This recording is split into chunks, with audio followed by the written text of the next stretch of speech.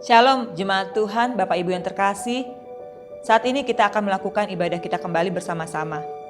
Mari Bapak Ibu tetap kuat di dalam Tuhan, dalam segala kondisi apapun yang kita alami. Tidak tawar hati tetapi tetap mencari Tuhan di dalam seluruh kehidupan kita. Mari kita sama-sama bersatu di dalam doa sebelum kita memulai dalam ibadah kita pada hari ini. Bapa di dalam surga, kami bersyukur buat penyertaan-Mu Tuhan di dalam kehidupan kami. Allah yang luar biasa, Allah yang mengetahui segala jalan kehidupan kami. Biarlah kami Tuhan tetap kuat di dalam iman kami kepadamu Tuhan, di dalam mengiring Engkau di dalam sepanjang kehidupan kami. Bapa, kami berdoa buat setiap jemaat-Mu yang lemah, yang letih lesu, yang berbeban berat. Tuhan, Kau memberikan kekuatan kepada mereka. Tuhan memberikan pengharapan-pengharapan yang baru di dalam segala pergumulan kehidupan mereka. Tuhan memberikan setiap janji-janji-Mu dalam firman-Mu Tuhan. Biarlah Tuhan memimpin setiap umat-Mu dan jemaat-Mu di dalam memasuki Tuhan ibadah pada hari ini Tuhan. Tuhan terima kasih Kau menyegarkan jiwa kami dengan firman-Mu Tuhan, yang Kau beritakan pada hari ini ya Tuhan. Tuhan terima kasih Bapa. Biarlah firman-Mu yang diberitakan pada hari ini Tuhan boleh memberikan kekuatan bagi kami. Kami juga mau berdoa buat Indonesia Tuhan. Tuhan melawat Indonesia ya Bapa, dalam segala keadaan masa-masa pandemi ini Tuhan. Kami percaya Allah turut bekerja dalam segala sesuatu Tuhan, dalam segala situasi dalam kehidupan kami, dalam bangsa kami Bapa. Pimpin pemerintah kami ya Bapa, di dalam mengambil setiap keputusan-keputusan yang akan diberikan Tuhan kepada rakyat Indonesia ya Bapa.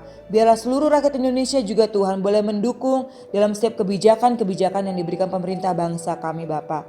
Terima kasih Tuhan, kami rindu Tuhan, tuayan-tuayan boleh terjadi ya Bapa di masa-masa pandemi COVID ini Tuhan. Banyak jiwa boleh Tuhan mencari Engkau, banyak jiwa boleh Tuhan bertobat ya Tuhan. Banyak jiwa boleh diselamatkan ya Tuhan.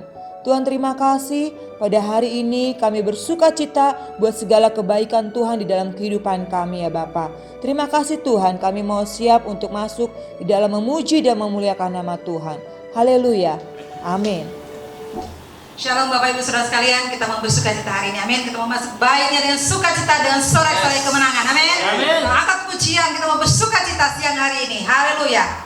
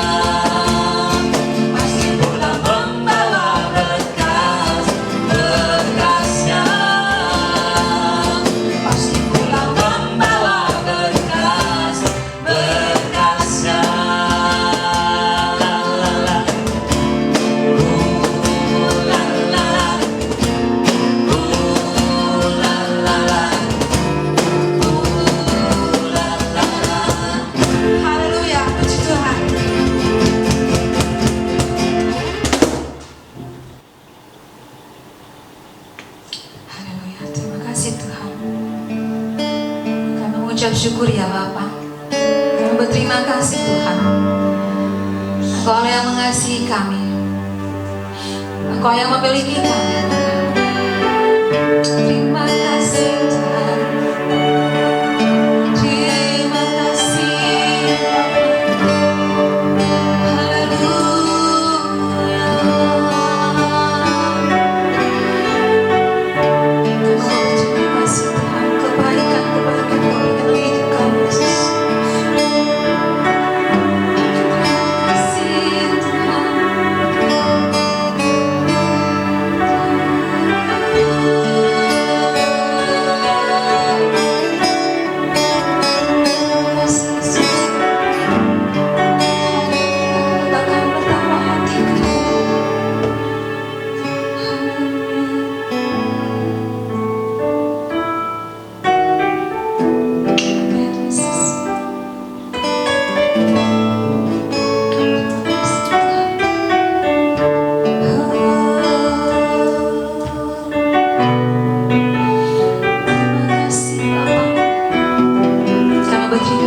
Tuhan.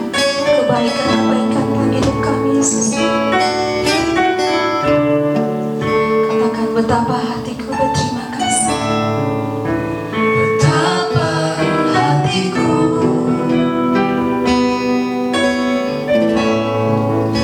berterima kasih Yesus. Kau mengasihi kami. Kau yang mengasihiku. Kau pemilikku. Memilikiku. Betapa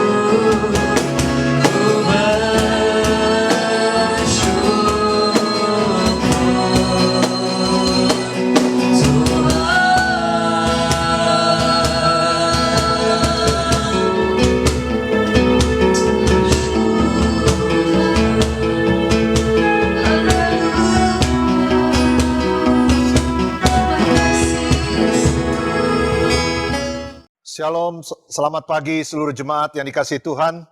Hari ini kita di minggu pertama dan mari kita berdoa terlebih dahulu sebelum kita mendengarkan firman Tuhan. Bapa yang ada di dalam kerajaan sorga, kami bersyukur kepada Tuhan yang terus memimpin hidup kami, yang terus memelihara hidup kami, yang terus mengasihani kami, yang terus menyertai kami. Karena itu pada minggu pagi hari ini, kami berdoa setiap kami ya Tuhan, yang mendengarkan firman-Mu dimanapun kami berada. Biarlah kami sendiri mengalami pewahyuan yang baru, mengalami rema yang baru, dan memperbaharui iman kami. Sehingga kami makin dekat dengan Tuhan, sehingga kami makin kuat dalam menghadapi hidup ini. Terima kasih Tuhan, biar di dalam minggu-minggu ini kami belajar bagaimana dampak daripada ibadah, kuasa daripada ibadah, dan apa yang harus kami lakukan pada waktu kami beribadah.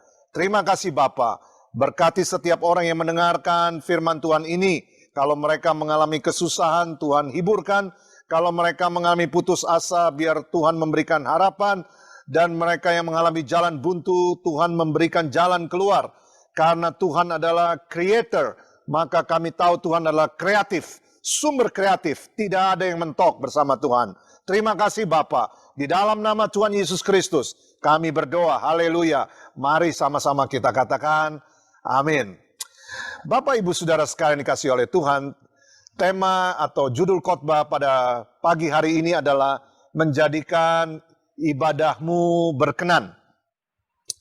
Kalau kita sakit dan kita pergi ke dokter, dan dokter memberikan resep obat antibiotik, maka dokter biasanya dimanapun mereka berada pasti akan memberitahu kita bahwa obat antibiotik ini harus dihabiskan. Lalu kita pergi ke apotek, dan pada waktu kita pergi ke apotek, maka petugas apotek akan memberitahu kita bahwa obat ini harus dihabiskan Pak, kata gitu. Mengapa antibiotik harus dihabiskan? Antibiotik tidak boleh dianggap enteng. Kalau orang menganggap enteng antibiotik, ngasal aja, nganggep enteng, lalu sembrono aja, dia tidak habiskan antibiotik, maka lama-kelamaan tubuhnya akan menjadi imun, akan menjadi kebal, sehingga antibiotik itu tidak berkhasiat lagi, tidak ada manfaat lagi bagi tubuh orang itu. Hal yang sama dengan ibadah. Pada waktu seseorang ibadah, terlalu sering ibadah, kerap kali ibadah, lalu menganggap enteng ibadah itu. Sehingga menjadi sembrono, sehingga lama-lama dia menjadi imun. Tidak mengalami sakralnya ibadah. Dia mengalami kebal. Tidak bereaksi lagi terhadap pewahyuan. Hati-hati ketika kita menganggap enteng ibadah. Karena itu, hari ini kita mau belajar bersama-sama. Bagaimana ibadah kita yang harusnya berkenan kepada Tuhan itu yang seharusnya seperti apa? Mari kita lihat sama-sama di dalam kitab Ibrani pasal 12 ayat 28. Demikian bunyi firman Tuhan. Jadi karena kita menerima kerajaan yang tidak tergoncangkan. Perhatikan ayat berikutnya. Mari kita mengucap syukur dan beribadah kepada Allah menurut cara yang berkenan kepadanya dengan hormat dan takut. Di dalam ayat yang ditulis ini, dikatakan beribadah kepada Tuhan dengan cara yang berkenan kepadanya. Berarti ada ibadah kepada Tuhan dengan cara yang tidak berkenan kepadanya. Jangan sampai kita melakukan ibadah kita, ketidaktahuan kita, atau kelalaian kita membuat ibadah kita tidak berkenan kepadanya. Sangat disayangkan.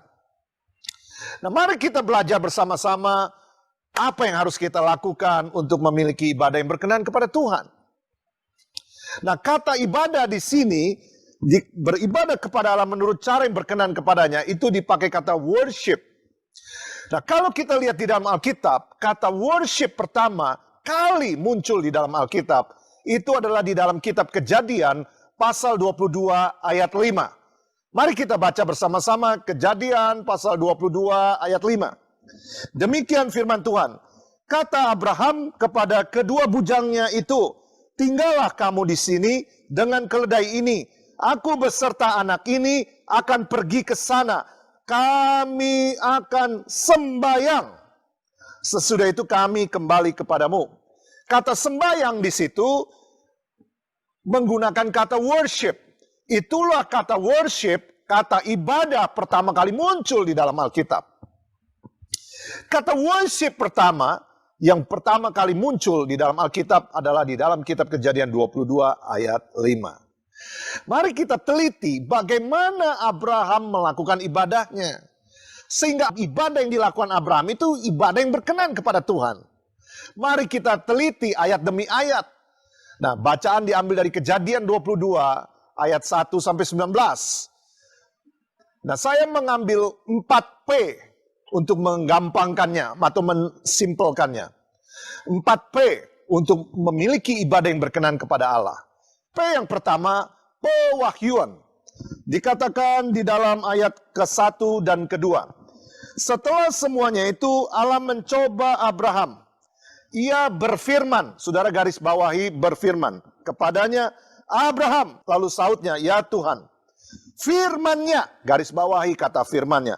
Ambillah anakmu yang tunggal itu yang kau kasih, yakni Ishak. Pergilah ke tanah Moria dan persembahkanlah dia di sana sebagai korban bakaran pada salah satu gunung yang akan kukatakan kepadamu. Dari 2 ayat ini dikatakan Allah berfirman, firman-Nya. Jadi ibadah yang berkenan kepada Allah, P yang pertama adalah pewahyuan. Ibadah yang berkenan kepada Allah dimulai dari pewahyuan Allah kepada umatnya. Dalam wujud firman-Nya.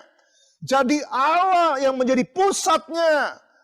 Allah yang menjadikan senternya. Ibadah itu adalah acaranya Allah sendiri. Bukan acara manusia, bukan acara saudara dan acara saya. Tuhan yang menjadi pusatnya. Karena itu dia yang menyatakan dirinya. Dia yang mau ngomong sama kita. Dia yang mau berbicara sama kita. Sehingga ibadah itu pusatnya adalah Tuhan. Ibadah itu adalah tentang Tuhan, bukan tentang kita. Karena ibadah bukan tentang kita, maka kita tidak berhak untuk suka atau tidak suka dengan ibadah itu. Kadang-kadang kita suka milih-milih kan. Saya suka gedungnya. Saya nggak suka asyirnya. Saya suka pengkhotbahnya. Saya nggak suka pujiannya. It's not about you and me. It's all about God. Karena ibadah itu acaranya Allah. Tuhan yang mewahyukan dirinya kepada umatnya. Jadi mindset kita pagi hari ini, kita harus betulkan. Mind yang diset bahwa ibadah itu pusatnya adalah Tuhan. Ibadah itu tentang Tuhan, bukan tentang kita. Ibadah itu pusat perhatiannya adalah Tuhan, bukan manusia. Ibadah itu bukan gedungnya. Ibadah itu bukan pembawa acaranya. Ibadah itu bukan pengkhotbahnya. Saudara mungkin kagum sama pengkhotbahnya. Mungkin saudara terpingkal-pingkal dengan pengkhotbahnya. But mereka bukan yang utama. Ibadah itu bukan pemimpin pujiannya. Ibadah itu bukan kemegahan panggungnya. Ibadah itu bukan tentang lightingnya. Ibadah itu bukan teknologinya. Ibadah itu bukan segala glamornya. Ibadah itu tentang Tuhan. Karena itu mulai dengan pewahyuan. Saudara harus merindukan pewahyuan. Saudara harus menanti-nantikan firman-Nya. Saudara harus punya sikap hati yang haus. Tunggu-tunggu. Tuhan mau ngomong apa sama saya hari ini? Jadi nantikanlah pewahyuan dari Tuhan. Harapkanlah. Pikirkanlah siang malam. Tuhan mau bicara apa? Tuhan mau bicara apa? Tuhan mau bicara apa? Seperti itu. Nah, kita harus memiliki sikap hati seperti sebuah spons. Spons ini terdiri dari pori-pori. Kalau spons ini kosong, maka dia akan menyerap air sebanyak-banyaknya. Kita punya sikap hati, kita punya mindset harus seperti spons. Merendahkan hati, merasa diri kosong. Sehingga kita bisa menyerap semua pewahyuan dari Tuhan. Sebaliknya kalau kita merasa tahu banyak hal, oh saya sudah tahu, oh saya sudah sering dengar, oh saya sudah hafal sejak sekolah minggu. Saudara merasa diri penuh, maka saudara nggak dapat apa-apa dalam ibadah itu. Karena itu P yang pertama adalah pewahyuan. Bagaimana supaya kita memiliki ibadah yang berkenan kepada Tuhan? kita harus betul-betul menantikan pewahyuan dari Tuhan. Mengharap-harapkan pewahyuan. Tuhan mau bicara apa sama saya? Jadi karena ibadah yang berkenan kepada Allah itu dimulai dari firman Tuhan. Tuhan yang berfirman menyatakan dirinya kepada kita. Amin. Nah, P yang pertama adalah pewahyuan. Nah, sekarang bagaimana ibadah yang berkenan kepada Allah? P yang kedua, yaitu persiapan. Ternyata ibadah yang berkenan kepada Allah perlu persiapan dari orang yang mau beribadah. Mari kita belajar dari Abraham, lanjutan ayatnya. Ya, mari kita lihat di dalam ayat yang ketiga. Keesokan harinya, pagi-pagi bangunlah Abraham. Bahwa dia udah siap sebelumnya. Semalam sebelumnya dia udah siap. Besok gua mau bangun pagi. Maka keesokan harinya, pagi-pagi bangunlah Abraham. Ia memasang pelana keledainya dan memanggil 2 orang bujangnya beserta Ishak anaknya. Ia membelah juga kayu untuk korban bakaran. Meskipun firman yang dia terima, meskipun pewahyuan yang Abraham terima itu sangat berat, sangat sulit untuk dilakukan, sangat hancur hati. Karena mendengar pewahyuan itu dia harus menyerahkan Ishak, anaknya satu-satunya. Tetapi dia patuh dan taat dan dia melakukan persiapan, saudara. Jadi ibadah yang berkenan kepada Allah membutuhkan persiapan dari orang yang mau beribadah. Nah, dalam hidup kita banyak sekali melakukan persiapan-persiapan dalam sepanjang hidup kita. Contoh, buat saudara-saudara yang bekerja, ketika Anda bangun tidur, Anda langsung melakukan persiapan. Saudara menghabiskan waktu untuk mempersiapkan diri, saudara bersih-bersih, saudara mempersiapkan diri pergi ke kantor. Lalu setelah sampai di kantor, saudara mempersiapkan diri untuk melakukan pekerjaan. Saudara mempersiapkan diri untuk menghadiri meeting. Saudara mempersiapkan diri untuk menghubungi orang. Saudara mempersiapkan diri untuk menyelesaikan tugas-tugas saudara di kantor. Bagi ibu-ibu yang rumah tangga, ibu-ibu rumah tangga, sekarang lagi musim bikin kue kan? Maka ibu-ibu rumah tangga banyak melakukan persiapan untuk bikin kue. Saudara beli bahan-bahannya. Saudara ngantri di toko kue untuk beli bahannya. Saudara spend waktu untuk mempersiapkannya. Saudara yang ibu rumah tangga yang memasak, saudara harus mempersiapkan diri mencari bahan-bahan yang mau dimasak. Bahkan besok masak apa saja, malam ini saudara berpikir mau masak apa. Beberapa ibu bingung karena semua ibu-ibu masak di rumah, jadi habis database masakannya. Lalu bertanya, masak apa ya? Gitu di sosmed. Mereka mempersiapkan diri untuk memasak. Buat anak-anak yang sekolah di rumah, maka orang tuanya mempersiapkan diri untuk belajar online. Anak-anaknya mempersiapkan diri untuk online. Dan minggu-minggu ini mempersiapkan diri untuk ujian. Buat bapak-bapak yang berolahraga atau ibu-ibu yang berolahraga, Anda mempersiapkan diri untuk berolahraga. Ya kan? Bangun pagi untuk mempersiapkan diri untuk olahraga. Tetapi jarang orang mempersiapkan diri untuk beribadah. Apalagi dengan ibadah secara online hari-hari ini.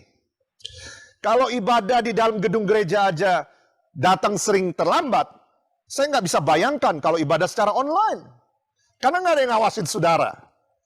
Bisa aja saudara begitu melek mata langsung ibadah sembari tiduran, buka YouTube. Saudara nggak siap. Saudara belum sikat gigi, belum mandi. Saudara mungkin mondar-mandir sembari ibadah. Saudara nggak siap untuk ibadah. Berbeda dengan Abraham, meskipun dia mendengar pewahyuan yang sangat sulit, bahwa dia harus menyerahkan anaknya, tetapi dia mempersiapkan diri dari malam sebelumnya, sehingga dia pagi-pagi benar dia bangun, lalu mempelanai keledainya, lalu mengajak 2 bujangnya, lalu membawa Ishak. Kan dia mesti ngomong dulu sama Ishak, dia mesti ngomong dulu sama bujangnya, dia mesti berencana dulu mau berangkat jam berapa. Dia berencana, dia melakukan persiapan. Jadi saudara, kita bisa memiliki ibadah yang berkenan kepada Allah kalau kita melakukan persiapan untuk beribadah. Kitanya yang mau beribadah harus bersiap diri. Mempersiapkan hati kita, mempersiapkan pikiran kita. Jadi kalau ibadah jangan sembari tiduran. Jangan bangun tidur langsung ibadah. Saudara harus siapkan hati saudara. Saudara harus pikirkan pikiran saudara. Nantikan Tuhan mau bicara apa sama saya. Karena dia yang menjadi fokusnya. Jadi ibadah yang berkenan itu ada pewahyuan. Ibadah yang berkenan itu ada persiapan dari orang yang mau beribadah. P yang ketiga, ada pemisahan. Mari kita baca ayat selanjutnya, ayat 4 dan 5. Ketika pada hari ketiga, Abraham melayangkan pandangnya, kelihatanlah kepadanya tempat itu dari jauh. Kata Abraham kepada kedua bujangnya itu, tinggallah kamu di sini dengan keledai ini. Aku beserta anak ini akan pergi ke sana. Kami akan sembahyang, sesudah itu kami kembali kepadamu. Ibadah yang berkenan itu memerlukan pemisahan. Saudara, pada suatu titik di kaki bukit itu, Abraham berkata kepada kedua bujangnya, tunggulah kamu di sini, biar saya sama Ishak yang naik ke atas. Perhatikan saudara, mereka naik ke atas membawa kayu bakar yang berat. Harusnya kan ditolong. Pada waktu itu Abraham sudah umur 100 lebih. Tugas kedua bujang harusnya melayanin. Tetapi Abraham melakukan pemisahan dirinya dengan kedua bujangnya. Kenapa? Karena kemungkinan kedua bujangnya mengganggu, membuat gangguan, mendistraksi Abraham. Sehingga Abraham gak bisa fokus. Bayangkan kalau Abraham tiba-tiba mengikat Ishak. Lalu Ishak dibaringkan di atas kayu bakar. Maka bujangnya teriak-teriak. Abraham itu bukan kambing, itu anakmu. Maka bujangnya akan mengganggu Abraham. Dan mungkin juga bujangnya akan menahan Abraham supaya tidak membunuh anaknya sendiri. Jadi Abraham tahu bahwa kedua bujangnya ini akan menjadi gangguan. Sehingga Abraham melakukan pemisahan di kaki bukit. Nah, saudara-saudara, ibadah yang berkenan, maka kita harus melakukan pemisahan diri kita dari semua gangguan-gangguan yang menghalangi kita. Gangguan itu apa aja? Gangguan itu bisa ada di dalam hati kita, yaitu kemarahan, tersimpan rapi di brankas hati kita. Orang lain nggak tahu, tapi kita dongkol, marah. Nggak bisa kita ibadah berkenan kalau masih ada gangguan di sini. Kebencian tersimpan rapi di brankas hati kita. Orang lain nggak ada yang tahu, tersimpan dengan aman. Benci, kecewa, pahit, semua itu gangguan. Kita harus memisahkan diri dari gangguan-gangguan itu. Kebencian, kepahitan, kemarahan, iri hati, dengki, pisahkan semua itu, buang jauh-jauh. Supaya ibadah kita berkenan kepada Tuhan. Nah, selain hal-hal yang bisa dibuang, ada juga hal-hal yang nggak bisa dibuang. Misalnya pekerjaan kita. Ya tentu saja jangan buang pekerjaan kita, bisnis kita kan. Tetapi bisa nggak bisnis kita, pekerjaan kita mengganggu ibadah kita? Bisa. Pada saat kita duduk di depan televisi atau laptop atau handphone kita melihat, menyaksikan tayangan ini, kita sembari mengerjakan bisnis kita, apalagi kalau bisnis kita online, kita jawabin. Jadi kita beribadah sembari bisnis. Berarti bisnis kita menjadi gangguan kita. Lakukan pemisahan dulu, lagi ibadah jangan bisnis. Apalagi gadget kita. Waduh, ini nempel dengan gadget. Lagi khotbah disampaikan, buka sosmed, motret-motret. Jadi gadget kita memang kita nggak perlu buang, tapi perlu dipisahkan dong. Karena kita lagi ibadah. Perlu pisah. Abraham sendiri memisahkan bujangnya. Supaya bujangnya jangan mengganggu dia beribadah. Maka gadget jangan sampai mengganggu ibadah kita. Karena itu saya tidak anjurkan saudara mengambil foto pada waktu ibadah sedang berlangsung. Nanti setelah ibadah selesai berlangsung, saudara ulang lagi. Saudara baru foto. Saudara baru rekam. Fokus semuanya. Amin. Bagi yang nggak dengar ini, kasih tahu orang di sebelahnya. Atau kasih tahu orang yang tidak hadir. Bahwa lagi ibadah, fokus. Karena ibadah kita mau berkenan kepada Tuhan. Karena ada ibadah yang nggak berkenan kepada Tuhan. Apalagi yang nggak bisa dibuang. Keluarga kita dong, ya kan? Apalagi kalau punya anak kecil, ya. Kalau anaknya nggak dipersiapkan dengan baik, kita keganggu dengan anak kita. Akhirnya kita mondar-mandir ngurusin anak kita. Keluarga kita harus dipersiapkan. Keluarga kita adalah berkat. Tapi jangan sampai keluarga kita menghalangi kita beribadah kepada Tuhan. Apalagi hobi kita. Ya, jangan mundar-mandir ke toilet, kemana ngurusin hobi. Ya, piaraan, lagi ibadah ngurusin piaraan. Petnya lewat, doginya lewat. Ya kita ibadah kepada Tuhan. Nah saudara-saudara, jadi poin yang nomor 3, ibadah yang berkenan kepada Allah adalah adanya pemisahan. Karena kita mau fokus kepada Tuhan. Jadi jauhkan semua gangguan-gangguan. Nah, jadi yang keempat, P yang keempat, yaitu adanya pengorbanan. Ibadah yang berkenan itu selain ada pewahyuan, P yang pertama, ada persiapan, P yang kedua, lalu P yang ketiga ada pemisahan, maka P yang keempat harus ada pengorbanan. Harus ada yang diberikan kepada Allah. Nah, mari kita baca ayatnya, ayat 6 sampai ayat 10. Lalu Abraham mengambil kayu untuk korban bakaran itu dan memikulnya ke atas bahu Ishak anaknya, sedang di tangannya dibawanya api dan pisau. Demikianlah keduanya berjalan bersama-sama. Lalu berkatalah Ishak kepada Abraham, ayahnya, "Bapa," sahut Abraham, "Ya anakku." Bertanyalah ia, "Di sini sudah ada api dan kayu, tapi di mana anak domba untuk korban bakaran itu?" Sahut Abraham, "Allah yang akan menyediakan anak domba untuk korban bakaran baginya, anakku." Demikianlah keduanya berjalan bersama-sama. Sampailah mereka ke tempat yang dikatakan Allah kepadanya. Lalu Abraham mendirikan mezbah di situ. Disusunnya kayu, diikatnya Ishak, anaknya itu diletakkan di mezbah itu di atas kayu api. Sesudah itu Abraham mengulurkan tangannya, lalu mengambil pisau itu untuk menyembelih anaknya. Nah, saudara-saudara, Abraham ini mengorbankan anaknya. Anaknya Abraham itu cuma satu dari Sarah. Bukan 12. Kalau 12 itu anaknya Yakub. Jadi bayangkan anak cuma satu. Lahirnya pada usia 100 tahun. Di masa tuanya, anak satu-satunya harus dikorbankan. Nah, saudara-saudara, itu Ishak itu adalah satu-satunya putra pewaris garis keturunan yang dijanjikan untuk menjadi bapa bangsa yang besar. Jadi kalau Ishak berhenti keturunannya, maka berhenti garis keturunannya Abraham. Tapi meskipun demikian dia patuh. Mahal, Ishak itu mahal. Tidak bisa dinilai dengan uang. Saudara, apa yang kita pelajari? Ibadah yang berkenan kepada Allah itu mahal. Karena ibadah yang berkenan kepada Allah menuntut pengorbanan yang terbaik. Ibadah yang berkenan kepada Allah itu pasti mahal. Karena ibadah yang berkenan kepada Allah menuntut pemberian saudara yang terbaik. Waktu saudara yang terbaik. Pikiran saudara yang terbaik. Tenaga saudara yang terbaik. Dan pengorbanan saudara yang terbaik. Karena itu, kejarlah selalu pewahyuan dari Tuhan. Kejarlah pewahyuan dari Tuhan. Lalu lakukan persiapan yang terbaik. Lakukan pemisahan yang terbaik. Lakukan pengorbanan yang terbaik. Dalam ibadah, apa yang bisa kita lakukan? Pertama, puji-pujian dan penyembahan. Saudara ikut nyanyi. Jangan nonton di layar kaca saudara. Ya.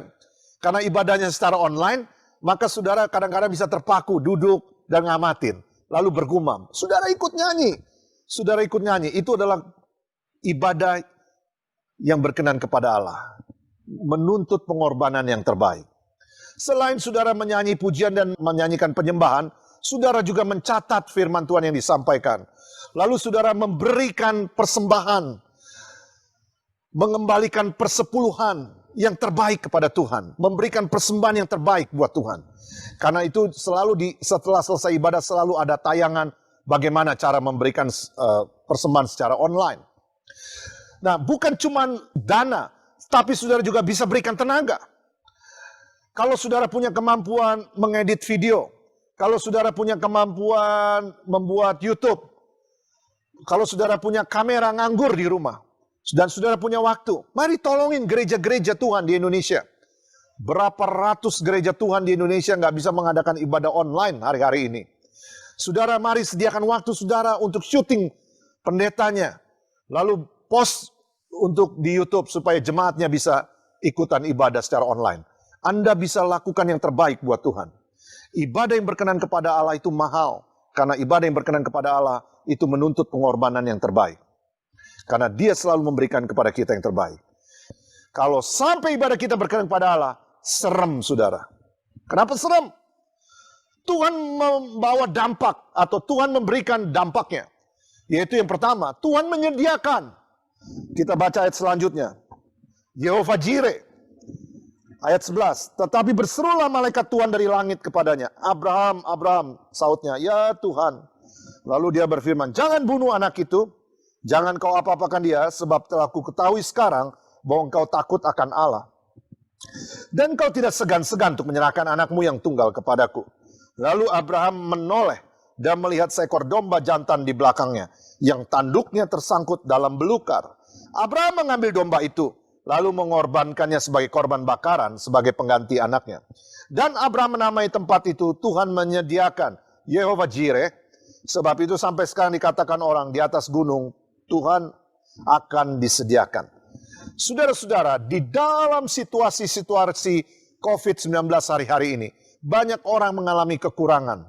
Tetapi firman Tuhan itu ya dan amin. Yehova Jireh, Tuhan yang menyediakan. Saudara alamin ketika saudara beribadah secara benar di hadapan Tuhan. Apa yang dialami Abraham akan kita alamin. Yehova Jireh, Tuhan yang menyediakan. Nah, pada waktu saudara, pada waktu anak itu terikat, pada waktu tangan Abraham teracung ke atas kepalanya dan bersiap untuk menyembelih anaknya, Abraham betul-betul total. Saya nggak bisa bayangkan hatinya. Dia betul-betul berdedikasi kepada Tuhan. Dia betul-betul mempersiapkan hatinya, dia mempersiapkan pikirannya, dia mempersiapkan emosinya, dia mempersiapkan seluruh tubuh jiwanya untuk menyerahkan anaknya. Pengorbanan yang sangat mahal. Pada waktu itu malaikat Tuhan berseru, Abraham, jangan kau apa-apakan anak itu. Aku bersumpah demi diriku. Manusia itu kalau bersumpah demi Tuhan. Kalau Tuhan bersumpah demi siapa? Tuhan berkata, aku bersumpah demi diriku. Karena kamu tidak segan-segan lakukan itu. Maka aku akan memberkati engkau menjadi bapa bangsa yang besar. Keturunanmu seperti bintang di langit dan pasir di pantai. Pada waktu Abraham mengalami ibadah yang berkenan kepada Allah. Memberikan pengorbanan yang terbaik. Apa yang dialami? Imannya dikuatkan, imannya diperbaharui, semangatnya diperbaharui, mengalami Roh Kudus, mengalami Tuhan sendiri. Ishak juga mengalami kekaguman dengan Tuhan. Ishak mengalami kuasa, mengalami pengalaman supernatural. Selain itu, Tuhan juga memberkati kita, tapi bukan cuma kita. Kita sering lupa, selain kita diberkati, juga anak cucu kita. Tuhan memberkati kita dan anak cucu kita. Mari kita baca ayatnya di ayat 15 dan 18. Untuk kedua kalinya berserulah malaikat Tuhan dari langit kepada Abraham. Katanya, aku bersumpah demi diriku sendiri. Demikianlah firman Tuhan. Karena engkau telah berbuat demikian. Engkau tidak segan-segan untuk menyerahkan anakmu yang tunggal kepadaku. Maka aku akan memberkati engkau berlimpah-limpah. Membuat keturunanmu sangat banyak seperti bintang di langit. Dan seperti pasir di tepi laut. Dan keturunanmu itu akan menduduki kota-kota musuhnya. Oleh keturunanmu semua bangsa di bumi akan mendapat berkat. Karena engkau mendengarkan firmanku. Saudara, ternyata ibadah yang berkenan kepada Allah, Abraham mengalami bukan cuma dia yang diberkati, tetapi anak cucunya. Pada waktu kita beribadah berkenan menurut Allah, berkenan kepada Allah, maka yang diberkati bukan cuma kita yang beribadah, tapi anak cucu kita. Nah, saudara-saudara yang dikasihi Tuhan, di dalam ayat terakhir ayat 19 dikatakan, kemudian kembalilah Abraham kepada kedua bujangnya, dan mereka bersama-sama berangkat ke Beersheba, dan Abraham tinggal di Beersheba. Nah, ayat ini memberitahukan kepada kita bahwa pengalaman yang sakral di gunung yang kudus itu adalah sudah selesai dan saatnya Abraham pulang ke Beersheba. Nah, ujian ibadah kita datang pada waktu kita selesai ibadah di sini. Kita melanjutkan kehidupan kita, kita melakukan aktivitas kita. Itulah ujian yang sejati. Apakah kita menjadi pribadi-pribadi yang berkenan kepada Allah? Apakah kita menjadi pribadi-pribadi yang sesuai dengan firman Tuhan? Setelah Abraham selesai ibadah di gunung, maka dia kembali ke Beersheba dan melanjutkan aktivitasnya. Setelah kita selesai beribadah di sini dan kita melakukan aktivitas kita, suami mengasihi istri, istri mengasihi suami, orang tua mengasihi anak-anak, anak-anak mengasihi orang tua.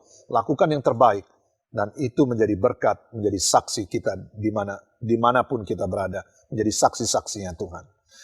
So, jadi kesimpulannya apa? Bagaimana supaya kita beribadah kepada Tuhan yang berkenan menurut kehendak-Nya.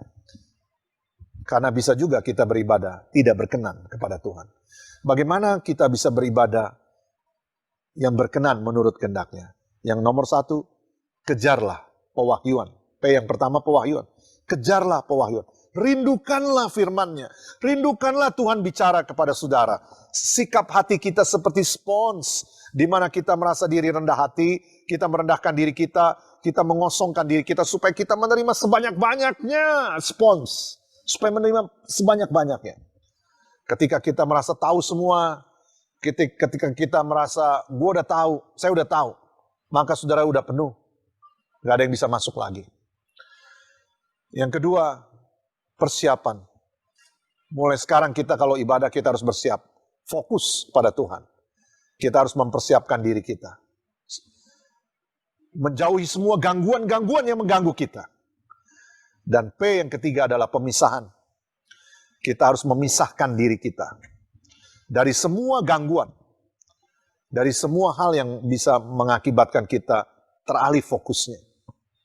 Baik yang ada di dalam hati kita, semua hal-hal yang kebencian, kemarahan, kekecewaan, iri hati, dengki, kepahitan, semua harus dibuang dan jangan kembali lagi. Maupun di lingkungan sekitar kita pada waktu kita ibadah. Kita harus lakukan pemisahan. Dan yang keempat, adanya pengorbanan. Ibadah yang berkenan itu memerlukan pengorbanan yang terbaik. Kalau kita lakukan ini, maka Tuhan Allah menyediakan Yehovah Jireh, dan kita diberkati, anak kita diberkati, dan anak-anaknya, anak kita diberkati. Tuhan Yesus memberkati. Mari kita berdoa dan kita siapkan hati kita untuk menerima perjamuan kudus ini.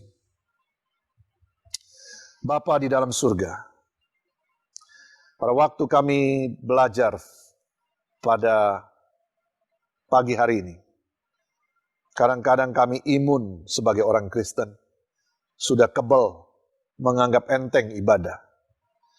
Tapi kami bertobat pada hari ini. Saudara-saudara yang ada dimanapun kau menonton tayangan ini, kau berbicara kepada Tuhan. Kalau engkau berkata kepada Tuhan, saya tidak mau anggap enteng ibadah lagi. Saya tidak mau main-main dengan ibadah lagi. Saya tidak mau sembrono. Saya tidak mau memperlakukan ibadah secara sembarangan. Saudara bercakap-cakap sebentar dengan Tuhan. Sebelum kita memeteraikannya dengan perjamuan kudus. Karena ibadah itu sangat besar kuasanya. Sangat besar khasiatnya. Dia membuat hidup kita mengalami persediaan dari Tuhan. Dia membuat kita diberkati dan anak cucu kita diberkati. Terima kasih Tuhan Yesus. Engkau sudah mendengar doa-doa kami. Kami mau memperlakukan ibadah kepada Tuhan secara sakral. Kami mengejar pewahyuan yang dari Tuhan. Kami menanti-nantikan firman-Mu. Kami menanti-nantikan Tuhan bicara kepada kami. Kami juga mau melakukan persiapan yang terbaik sebelum kami ibadah. Kami juga mau melakukan pemisahan diri kami dari semua yang mengganggu ibadah kami kepada Engkau. Dan kami mau melakukan yang terbaik, pengorbanan yang terbaik kepada Tuhan. Karena ibadah yang berkenan kepada Allah selalu menuntut pengorbanan yang terbaik. Terima kasih Tuhan Yesus.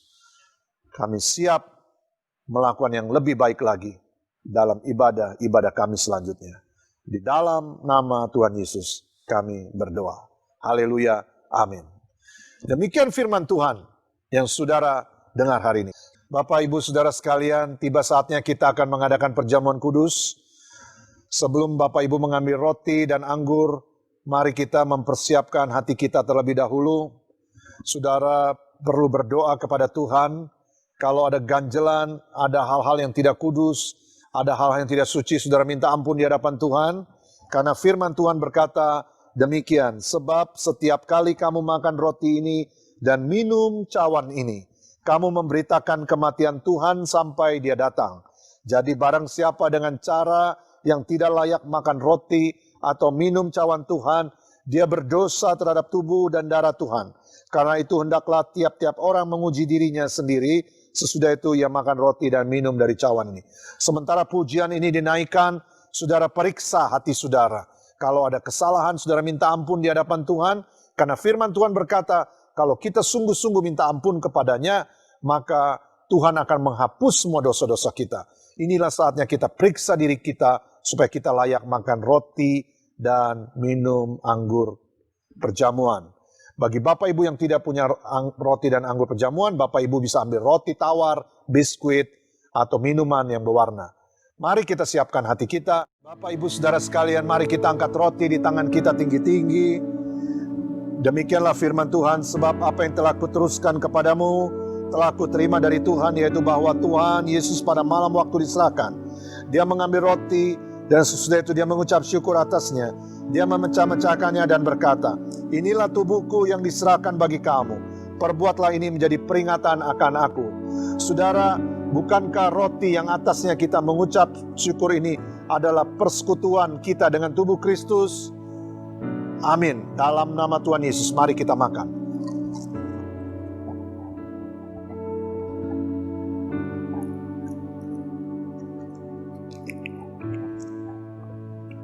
Mari kita angkat cawan di tangan kita.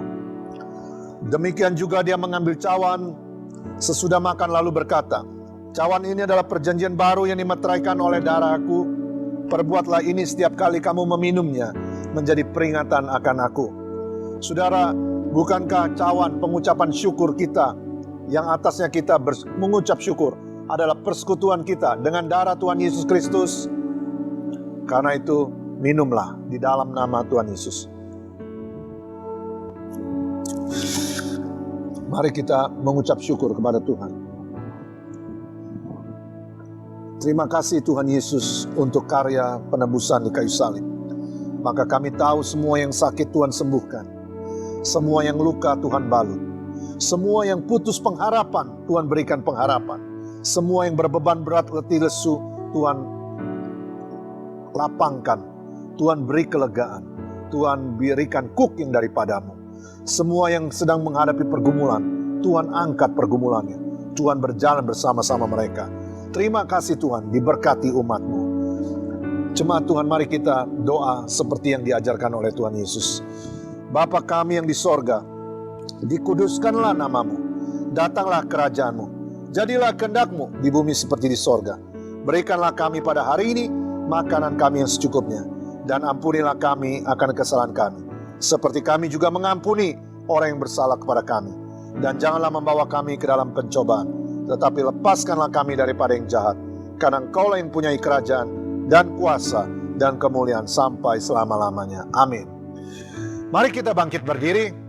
Sebelum doa berkat saya mau menyampaikan, setelah saya selesai khotbah ini akan muncul tayangan kesimpulan dari khotbah ini. Saudara bisa foto, saudara bisa mencatat setelah ini. Mari kita bangkit berdiri, kita arahkan tangan kita kepada Tuhan. Jemaat Tuhan yang dikasihi Tuhan, Tuhan memberkatimu dan memberkati anakmu dan anaknya anak-anakmu. Tuhan melindungimu, melindungi keluargamu, melindungi anakmu dan anak-anaknya anakmu. Tuhan menyinari engkau dengan wajahnya dan memberikan kau kasih karunia. Tuhan menghadapkan wajahnya kepadamu dan memberikan kau damai sejahtera.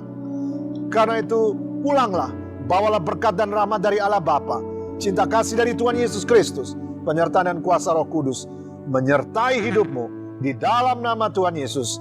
Semua yang percaya, mari sama-sama katakan amin. Sampai jumpa hari Minggu yang akan datang. Tuhan Yesus memberkati. God bless you.